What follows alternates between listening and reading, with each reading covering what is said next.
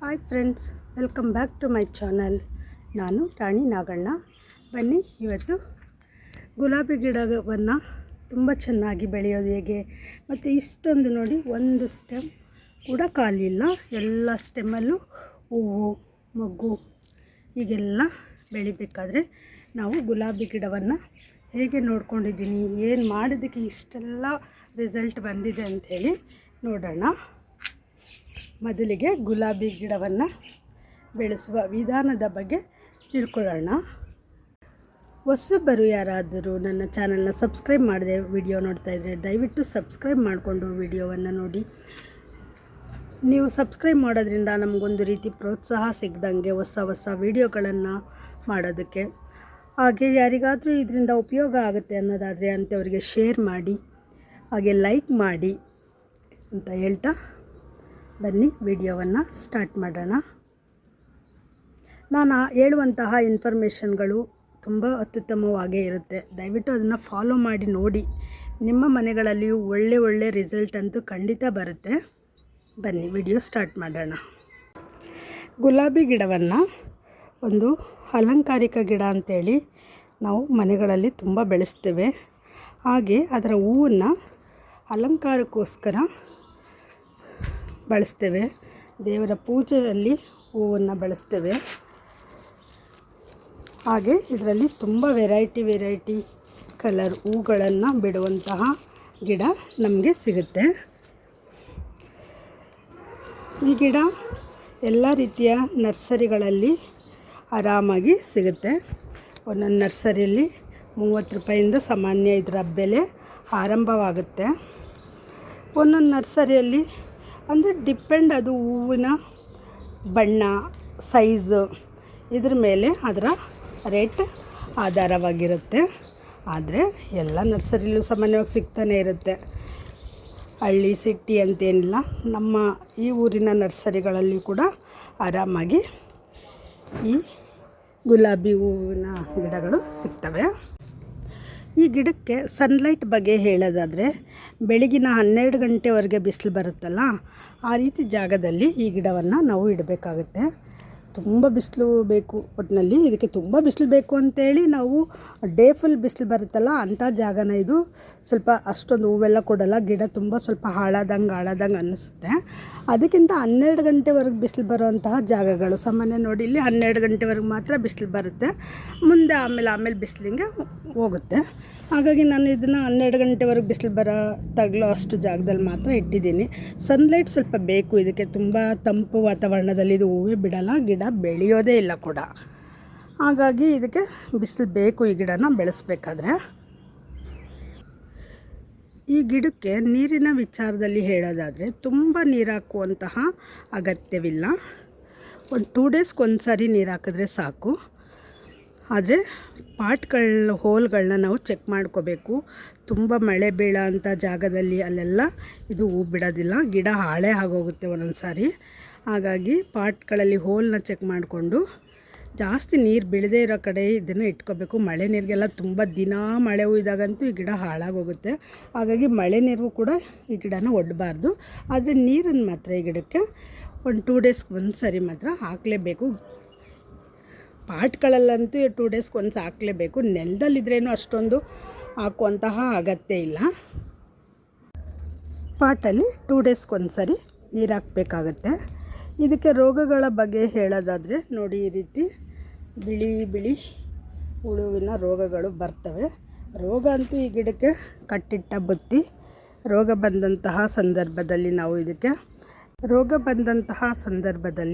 ನಾವು ನೀಮ್ ಆಯಿಲ್ನ ಸ್ಪ್ರೇ ಮಾಡ್ಬೋದು, ಹುಳಿ ಮಜ್ಜಿಗೆಯನ್ನು ಸ್ಪ್ರೇ ಮಾಡ್ಬೋದು. ಅಂತಹ ರೋಗ ಬಂದಂತಹ ಸಂದರ್ಭದಲ್ಲಿ ರೋಗ ಇರುವ ಜಾಗವನ್ನು ನೀಟಾಗಿ ನೀರಿನಲ್ಲಿ ತೊಳೆದ್ಬಿಟ್ಟು ನಾವು ಗಿಡಕ್ಕೆ ಸ್ಪ್ರೇ ಕೊಟ್ಟರೆ ಗಿಡದಲ್ಲಿರುವಂತಹ ರೋಗ ವಾಸಿಯಾಗುತ್ತೆ. ಅವಕ್ಕೆಲ್ಲ ವಾಸಿ ಆಗಲಿಲ್ಲ ಅಂದರೆ ಅಂಗಡಿಗಳಲ್ಲಿ ಕೆಮಿಕಲ್ ಫರ್ಟಿಲೈಸರ್ನ ತಂದು ಸ್ಪ್ರೇ ಮಾಡಿದ್ರೆ ಗಿಡದಲ್ಲಿರುವಂತಹ ರೋಗ ವಾಸಿಯಾಗುತ್ತೆ.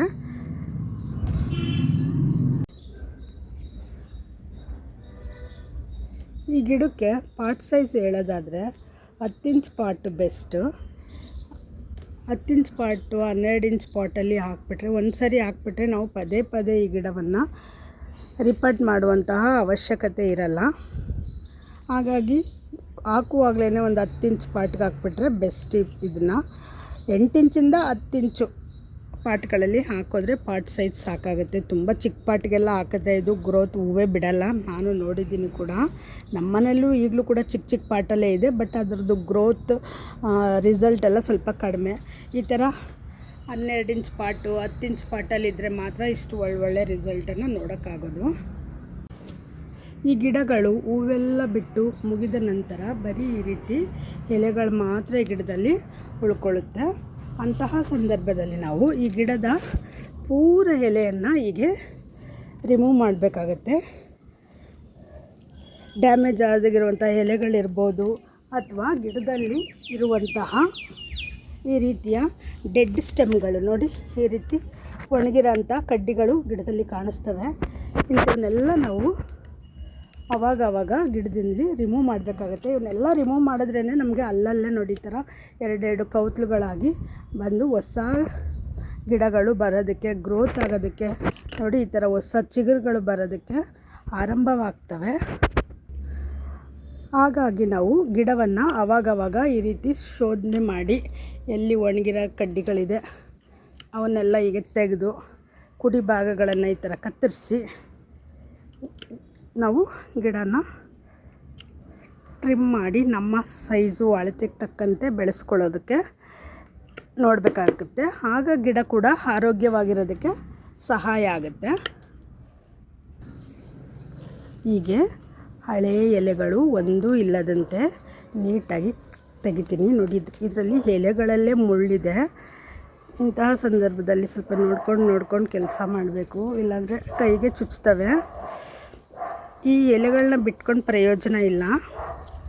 ತೆಗೆದುಬಿಟ್ರೆ ತುಂಬ ಗಿಡ ಮತ್ತೆ ಬುಷಿಯಾಗಿ ಈ ಥರ ದೊಡ್ಡ ದೊಡ್ಡ ಸ್ಟೆಮ್ಗಳಾಗಿ ಗಿಡಗಳು ಬರೋದಕ್ಕೆ ಅನುಕೂಲ ಆಗುತ್ತೆ.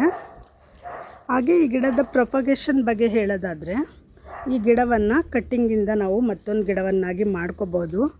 ಹೀಗೆ ಒಂದು ಪೆನ್ಸಿಲಷ್ಟು ದಪ್ಪದ ಕಡ್ಡಿಯನ್ನು ತಗೊಂಡು ನಾವು ಒಂದು 6 ಇಂಚು ಕಟ್ ಮಾಡಿಕೊಂಡು ನಾವು ಮಣ್ಣಿನಲ್ಲಿ ಇಟ್ಟರೆ ಈ ಗಿಡ ನಮಗೆ ಹೊಸ ಗಿಡ ಆಗಿ ಸಿಗುತ್ತೆ.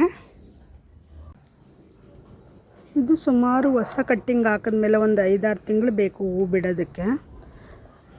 ಆದರೆ ಈ ಫೆಬ್ರವರಿ ತಿಂಗಳಲ್ಲಿ ಚೆನ್ನಾಗಿ ಬರುತ್ತೆ. ಮುಂದಿನ ತಿಂಗಳು ಕಟ್ಟಿಂಗ್ ಹಾಕ್ಕೊಂಡ್ರೆ ಫೆಬ್ರವರಿ ತಿಂಗಳಲ್ಲಿ ತುಂಬ ಚೆನ್ನಾಗಿ ಗಿಡ ಗ್ರೋತ್ ಆಗುತ್ತೆ. ಯಾರು ಕಟ್ಟಿಂಗ್ ಹಾಕ್ಕೋಬೇಕು ಅನ್ನೋರು ಮುಂದಿನ ತಿಂಗಳು ಹಾಕ್ಕೊಳ್ಳಿ, ಫೆಬ್ರವರಿಯಲ್ಲಿ ಚೆನ್ನಾಗಿ ಬರುತ್ತೆ. ಇದು ಒಂದೊಂದು ಎಲೆಗಳು, ಒಂದೊಂದು ಗಿಡದ ಎಲೆಗಳು ಒಂದೊಂದು ರೀತಿಯಪ್ಪ ನೋಡಿ. ಇದಂತೂ ತುಂಬ ಮುಳ್ಳಿದೆ, ಕೀಳೋದಕ್ಕೆ ಭಯ ಆಗುತ್ತೆ ಈ ಎಲೆಗಳನ್ನು. ಅದೇ ಇದರಲ್ಲಿ ಏನು ಅಷ್ಟಿಲ್ಲ, ಮುಳ್ಳಿಲ್ಲ. ಇದು ಕೂಡ ಮುಳ್ಳಿಲ್ಲ, ನೀಟಾಗೇ ಇದೆ. ಅದಕ್ಕೆ ಈ ಮುಳ್ಳಿನ ಗಿಡಗಳು ಕಂಡ್ರೆ ಭಯ. ಒಂದು ಸ್ವಲ್ಪ ಕೈಯೆಲ್ಲ ಡ್ಯಾಮೇಜ್ ಮಾಡಾಕ್ಬಿಡ್ತವೆ. ಎರಡೂ ಗಿಡದ ಎಲೆಗಳನ್ನು ಹೀಗೆ ನೀಟಾಗಿ ಪೂರ್ತಿಯಾಗಿ ಬಿಡಿಸಿದ್ದೀನಿ. ಹಾಗೆ ಈ ಗಿಡದಲ್ಲಿ ಸ್ವಲ್ಪ ಹೊಸದಾಗಿ ಚಿಗುರಿರೋಂಥ ಸ್ಟೆಮ್ಮನ್ನು ಮಾತ್ರ ಬಿಟ್ಟು ಹಳೆ ಸ್ಟೆಮ್ಗಳನ್ನೆಲ್ಲ ನಾನು ಕ್ಲೀನ್ ಮಾಡ್ಕೊಂಡಿದ್ದೀನಿ. ಎಲ್ಲ ರೀತಿಯ ಹಳೆ ಎಲೆಗಳನ್ನು ತೆಗೆದಿದ್ದೀನಿ. ಹಾಗೆ ಡೆಡ್ ಸ್ಟೆಮ್ಗಳನ್ನು ಕೂಡ ಈ ಗಿಡಗಳಲ್ಲಿ ಕಟ್ ಮಾಡಿದ್ದೀನಿ. ಬನ್ನಿ ಇವಾಗ ಇದಕ್ಕೆ ಫರ್ಟಿಲೈಸರ್ ಕೊಡೋಣ. ನಾನು ಏನು ಫರ್ಟಿಲೈಸರ್ ಬಳಸಿದ್ದೀನಿ ಈ ರೀತಿ ಎಲ್ಲ ಹೂ ಬರೋದಕ್ಕೆ ಅಂತೇಳಿ ತೋರಿಸ್ತೇನೆ ಹೇಗೆ ಹಾಕೋದು ಅಂತ. ಹಾಗೆ ನೋಡಿ ಈ ಗಿಡ ಎಷ್ಟು ಡ್ರೈ ಆಗಿದೆ ಅಂತ. ನಾವು 2 ಡೇಸ್ಗೊಂದು ನೀರು ಹಾಕ್ತೀವಿ. ಒಳಗಡೆ ಸ್ವೆಟ್ ಇದೆ, ಮೇಲ್ಗಡೆ ಎಲ್ಲ ಡ್ರೈ ಆಗಿದೆ. ಸ್ವಲ್ಪ ಈ ಥರ ಡ್ರೈ ಆದಾಗಲೇ ನೀರು ಹಾಕಬೇಕು. ಹೋಲ್ಗಳನ್ನೆಲ್ಲ ಕರೆಕ್ಟಾಗಿ ಚೆಕ್ ಮಾಡ್ಕೊಂಡಿರಬೇಕು, ಆಗ ಗಿಡ ಹಾಳಾಗೋದಿಲ್ಲ. ಹೀಗೆ ಸುತ್ತ ಪಾಟ್ನ ಸುತ್ತ ಮಣ್ಣನ್ನು ನಾನು ಸ್ವಲ್ಪ ಕೆದಕ್ತೀನಿ. ಯಾಕೆಂದರೆ ಮಣ್ಣು ಸ್ವಲ್ಪ ಆ ಕಡೆ ಈ ಕಡೆ ಆಗಿದೆ, ಒಂದು ಸಮಕ್ಕಿಲ್ಲ ಪಾಟಲ್ಲಿ. ಒಂದು ಕಡೆ ಜಾಸ್ತಿ ಇದೆ, ಒಂದು ಕಡೆ ಕಡಿಮೆ ಇದೆ. ಹಾಗಾಗಿ ಹೀಗೆ ಮಣ್ಣನ್ನು ಕೆದಕಿ ಸರಿ ಮಾಡ್ಕೊಳ್ತಾ ಇದ್ದೀನಿ. ಎರಡೂ ಪಾಟಲ್ಲಿ ಈಗ ನಾನು ಮೇಲ್ಗಡೆ ಮಣ್ಣನ್ನು ಸ್ವಲ್ಪ ಲೂಸ್ ಮಾಡ್ಕೊಂಡಿದ್ದೀನಿ. ಬಟ್ ಎಲ್ಲ ದಿನವೂ ಈ ರೀತಿ ನಾನು ಮಣ್ಣನ್ನು ಕೆದ್ಕೊಳ್ಳಲ್ಲ. ನಾನು ತುಂಬ ರೇಯರು ಪಾಟ್ಗಳಲ್ಲಿ ಮಣ್ಣನ್ನು ಸಡಿಲಗೊಳಿಸೋದು. ಯಾಕೆಂದರೆ ಸಾಮಾನ್ಯವಾಗಿ ನಮ್ಮನೆ ಪಾಟ್ಗಳ ಮಣ್ಣು ಈ ಥರ ತುಂಬ ಲೂಸಾಗೇ ಇರುತ್ತೆ. ಹಾಗಾಗಿ ನಾನು ಪಾಟ್ ಮಣ್ಣನ್ನು ಲೂಸ್ ಮಾಡೋದು ತುಂಬ ಕಡಿಮೆ. ಹೀಗೆ ಪಾಟ್ ಮಣ್ಣನ್ನು ಸ್ವಲ್ಪ ಮಟ್ಟದಲ್ಲಿ ಲೂಸ್ ಮಾಡಿ ನಾನು ಕೊಡುವಂತಹ ಫರ್ಟಿಲೈಸರ್ ಬಂದು ಈರುಳ್ಳಿಯ ಸಿಪ್ಪೆ. ಇಲ್ಲಿ ಸ್ವಲ್ಪ ಬನಾನಾ ಸಿಪ್ಪೆ ಆ್ಯಡ್ ಆಗಿದೆ ಅಷ್ಟೇ, ಬಟ್ ಬನಾನಾಗಿನ ಏನಿಲ್ಲ. ಬರೀ ಈರುಳ್ಳಿ ಸಿಪ್ಪೆಯನ್ನು ನಾವು ಈ ರೀತಿ ತೆಗೆದು ಪಾಟ್ ಮೇಲೆ ಹೀಗೆ ಹಾಕಿದ್ರೆ ಆಯಿತು. ಬನಾನಾ ಸಿಪ್ಪೆ ಬೇಕು, ಆ ಸಿಪ್ಪೆ ಬೇಕು ಅಂತ ಏನು ಬೇಡ. ಇಲ್ಲಿ ತರಕಾರಿ ಸಿಪ್ಪೆನೂ ಕೂಡ ಸ್ವಲ್ಪ ಮಿಕ್ಸ್ ಆಗಿದೆ. ಆದರೆ ಬನಾನಾ ಸಿಪ್ಪೆ ಇಲ್ಲದೆ ಇದ್ದರೂ ಕೂಡ ನೀವು ಬರೀ ಈರುಳ್ಳಿ ಸಿಪ್ಪೆ ಅಥವಾ ಬೆಳ್ಳುಳ್ಳಿ ಸಿಪ್ಪೆಯನ್ನು ನೀವು ಹೀಗೆ ತೆಗೆದು ಪಾಟ್ ಮೇಲೆ ಹರಡಿ. ನಿಮ್ಮ ಮನೆಯಲ್ಲಿ ಎಷ್ಟು ಸಿಪ್ಪೆ ಬರುತ್ತೆ ಅಷ್ಟು ಸಿಪ್ಪೆ ಹರಡಿ. ಏನು ಪಾಟ್ ತುಂಬ ಹರಡಬೇಕಂತಿಲ್ಲ. ಆದರೆ ಮಣ್ಣಿನೆಲ್ಲ ತೆಗೆದು ಒಳಗಡೆ ಹುಳ ಅಂಥದ್ದೆಲ್ಲ ಮಾಡಬೇಡಿ. ಸಮ್ಟೈಮ್ ಹುಳ ಆಗೋ ಚಾನ್ಸಸ್ ಇರುತ್ತೆ. ಹಾಗಾಗಿ ಜಸ್ಟ್ ಹೀಗೆ ಹಾಕಿ ಸಾಕು. ಈಗ ಹಾಕಿ ನಾವು ಮೇಲ್ಗಡೆಯಿಂದ ನೀರು ಹಾಕಿದ್ರೆ ಸಾಕು. ಅದೇ ಫರ್ಟಿಲೈಸರ್ ಆಗಿ ಗಿಡಗಳಿಗೆ ಸಿಕ್ಕೋದ್ರಿಂದ ತುಂಬ ಫಾಸ್ಟ್ ರಿಸಲ್ಟ್ ಬರುತ್ತೆ. ತೋರಿಸ್ತೀನಿ ನಿಮಗೆ ಮುಂದಿನ ಒಂದು ವಾರದಲ್ಲೆಲ್ಲ ಎಷ್ಟು ಒಳ್ಳೆ ರಿಸಲ್ಟ್ ಇದರಿಂದ ಆರಂಭ ಆಗುತ್ತೆ ಅಂಥೇಳಿ. ನಾನು ಆ ಗಿಡಕ್ಕೂ ಕೂಡ ಹಾಗೇ ಮಾಡಿರೋದು. ಹಾಗೆ ಈ ಗಿಡಕ್ಕೂ ಕೂಡ ಇದರಿಂದ ಕವರ್ ಮಾಡ್ತಾಯಿದ್ದೀನಿ. ಈರುಳ್ಳಿ ಸಿಪ್ಪೆ, ಬೆಳ್ಳುಳ್ಳಿ ಸಿಪ್ಪೆನಲ್ಲಿ ಈ ಗಿಡಗಳಿಗೆ ಬೆಳವಣಿಗೆಗೆ ಬೇಕಾದಂತಹ ಪೋಷಕಾಂಶಗಳು ಹೇರಳವಾಗಿರೋದ್ರಿಂದ ಗಿಡ ಅತ್ಯುತ್ತಮವಾಗಿ ಬೆಳೆಯುತ್ತೆ. ಈ ರೀತಿ ಸಿಪ್ಪೆಯನ್ನು ಹಾಕಿದ ನಂತರ ಹೀಗೆ ಈರುಳ್ಳಿ ಸಿಪ್ಪೆನ ಹಾಕಿದ ನಂತರ ಗಿಡಗಳ ಪಾಟ್ಗಳಿಗೆ ಹೀಗೆ ನೀರು ಹಾಕಬೇಕಾಗುತ್ತೆ. ನೀರನ್ನು ತುಂಬ ಹಾಕಬೇಡಿ ಮೊದಲ ದಿವಸನೇ. ಇದು ಸ್ವಲ್ಪ ಸೆಟ್ಟಾಗಲಿ, ಸಿಪ್ಪೆ ಎಲ್ಲ ನೆನಿಲಿ ಇದರಲ್ಲಿ.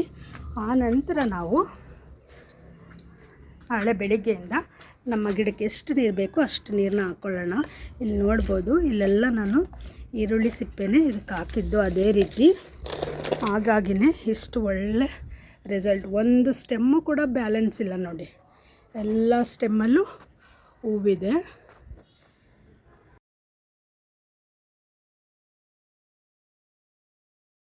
ಈರುಳ್ಳಿ ಸಿಪ್ಪೆಯಲ್ಲಿ ಫೈಬರ್ ಇದೆ, ವಿಟಮಿನ್ ಎ ಇದೆ, ವಿಟಮಿನ್ ಸಿ ಇದೆ, ಇ ಇದೆ, ಹಾಗೆ ಆ್ಯಂಟಿ ಆಕ್ಸಿಡೆಂಟ್ಸ್ ಇದೆ, ಫೈಬರ್ ಇದೆ. ಇದೆಲ್ಲವೂ ಕೂಡ ಗಿಡಗಳ ಬೆಳವಣಿಗೆಗೆ ಬೇಕಾದಂತಹ ಐಟಮ್ಸ್ಗಳೇ ಆಗಿರ್ತವೆ. ಹಾಗಾಗಿ ಅದರಲ್ಲೂ ಗುಲಾಬಿ ಗಿಡಕ್ಕಂತೂ ಈರುಳ್ಳಿ ಸಿಪ್ಪೆ ನೀರು ಅವೆಲ್ಲ ತುಂಬ ಇಷ್ಟ. ಅವನ್ನೆಲ್ಲ ಕೊಟ್ಟಾಗ ತುಂಬ ಚೆನ್ನಾಗಿ ಬೆಳೀತವೆ. ನೀವು ಈ ಸರಿ ನಿಮ್ಮ ಮನೆಗಳಲ್ಲಿ ಏನಾದರೂ ಗುಲಾಬಿ ಗಿಡಗಳಿದ್ದರೆ ಈ ರೀತಿ ಹಾಕಿ ಮಾಡಿ ನೋಡಿ. ಒಳ್ಳೆ ರಿಸಲ್ಟ್ ಅಂತೂ ಖಂಡಿತ ಸಿಗುತ್ತೆ. ನನ್ನ ರಿಸಲ್ಟನ್ನ ಫಸ್ಟ್ ನೋಡಿ ಆ ನಂತರನೇ ನಿಮಗೆ ತೋರಿಸ್ತಾ ಇರೋದು, ಆಯಿತಾ? ಹಾಗಾಗಿ ಹೀಗೆ ಮಾಡಿ ನೋಡಿ. ಗುಲಾಬಿ ಗಿಡಗಳಲ್ಲಿ ಅತ್ಯುತ್ತಮವಾದ ಹೂಗಳನ್ನು ಪಡೆಯಿರಿ ಅಂತ ಹೇಳ್ತಾ ನನಗೆ ಗೊತ್ತಿದ್ದಷ್ಟು ಮಾಹಿತಿಯನ್ನು ನಿಮ್ಮಗಳಿಗೆ ಶೇರ್ ಮಾಡಿದ್ದೀನಿ. ವಿಡಿಯೋವನ್ನು ನೋಡಿದ್ದಕ್ಕಾಗಿ ಧನ್ಯವಾದಗಳು.